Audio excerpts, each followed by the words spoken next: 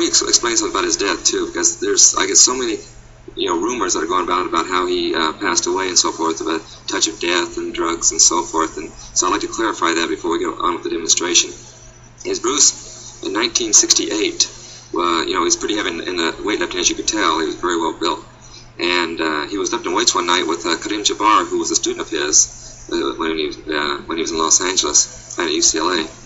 And he tried to lift too heavy weights, and he ruptured the disc in his back, and he was laid up in the hospital for 3 weeks. In fact, the doctor said that they didn't know if he'd be able to walk again or not.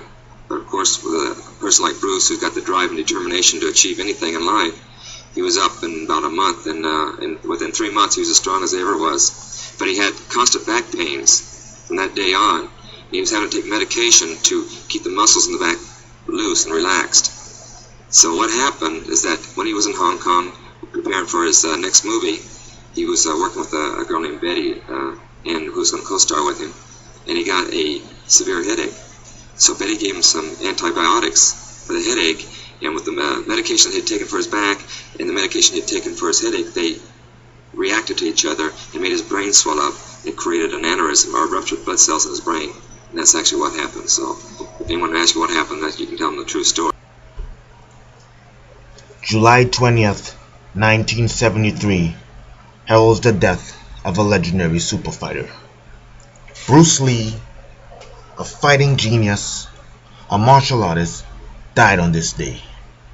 Many people are unsure of the cause of his death. Many people want to know if it is a murder, a conspiracy, poisoning, whatever. They are not sure of how Bruce Lee died. Chuck Norris in the previous clip spoke about a back injury that may be a cause of what occurred in Bruce Lee's death. Apparently, it had been so that Bruce Lee had been dead years ago. Bruce Lee had overworked himself consistently, working at 14 hours work schedules, day in, day out, for years. He never rested when he got that back injury, and as a result, he paid the ultimate price. In this coming video, I will give you details of what possibly killed Bruce Lee and how it all stemmed from that back injury that occurred when he trained with Kareem Abdul-Jabbar. The many woes associated with Bruce Lee's death had me searching Quora for answers. In spite of my search, I found nothing. There are many theories of how Bruce Lee died. Many want to know, in the past years of his death, how he really died.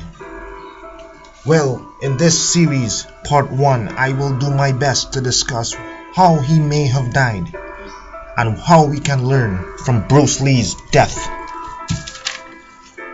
The first theory that occurs is that he may have died from the dim-mak, which is a deadly punch to the solar plexus.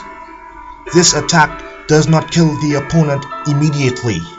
However, over a period of time, gradually weakens the opponent until he is dead.